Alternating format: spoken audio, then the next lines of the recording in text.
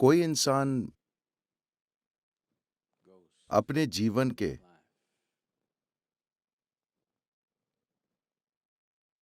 भौतिक, आध्यात्मिक या किसी भी आयाम में कितनी दूर जाएगा, ये मूल रूप से इस पर निर्भर करता है कि उसमें कितनी ऊर्जा भरी हुई है। हाँ, बहुत से लोगों में ढेर सारी ऊर्जा है, मगर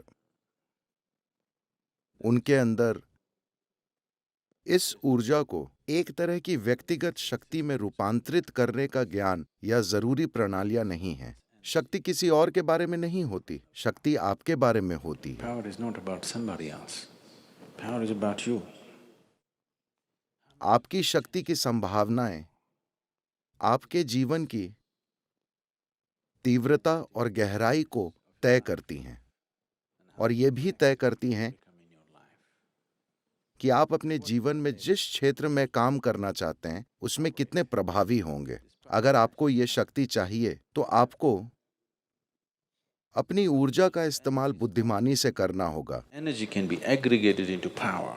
ऊर्जा को शक्ति के रूप में इकट्ठा किया जा सकता है, जरूरी ज्ञान और जरूरी साधनों की मदद से, वरना बस अंतहीन विचारों, अंतहीन प्रतिक्रियाओं और चिंताओं से ऊर्जा को नष्ट किया जा सकता है। मैं चाहता हूं कि आप अपने दैनिक जीवन को ध्यान से देखें। एक सरल सी चीज, बस मान लीजिए दिन में आप कितने शब्द बोलते हैं। आप कभी गिनते नहीं? ओह, आपको ऐसा करना चाहिए, आपको गिनने चाहिए। कल एक अनुमान लगाइए कि सुबह से रात तक आप कितने शब्द बोलते हैं।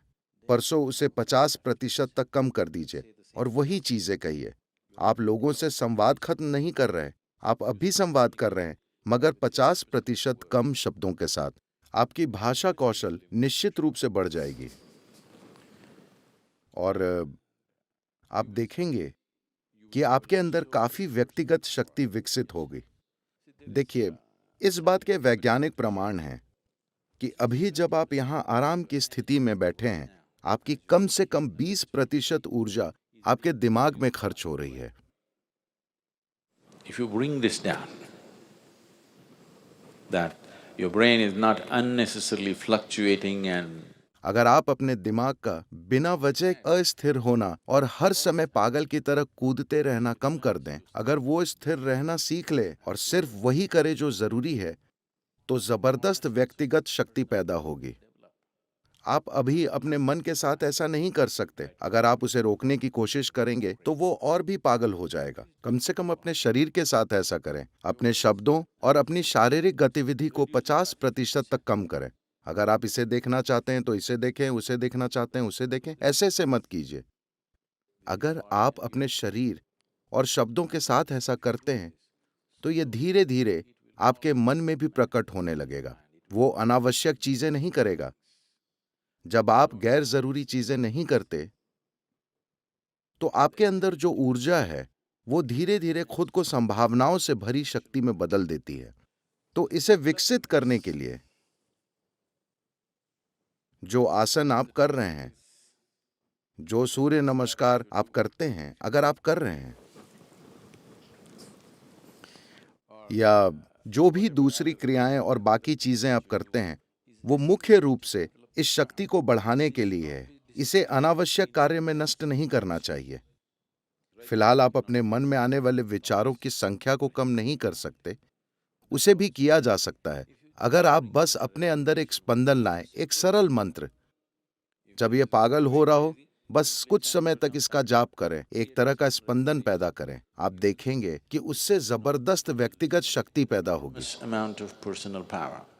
अपने अंदर इस शक्ति के बिना आप जीवन के आयामों को पार नहीं कर पाएंगे। जीवन अभी अधिकांश लोगों के लिए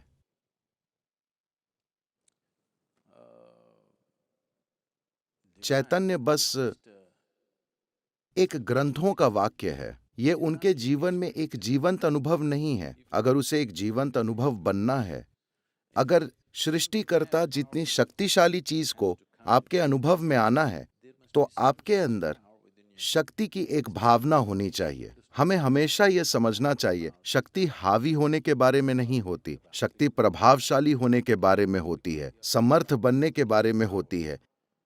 जब आप में इस शक्ति की संभावनाएं होती हैं, तब आप इस जीवन से सहजता से गुजरते हैं। इससे फर्क नहीं पड़ता कि आपकी सामाजिक स्थिति क्या है, आर्थिक स्थिति, भौतिक स्थिति क्या है, आप एक राजा की तरह चलते हैं, क्योंकि आपके भीतर की शक्ति आपको इस तरह चलाती है।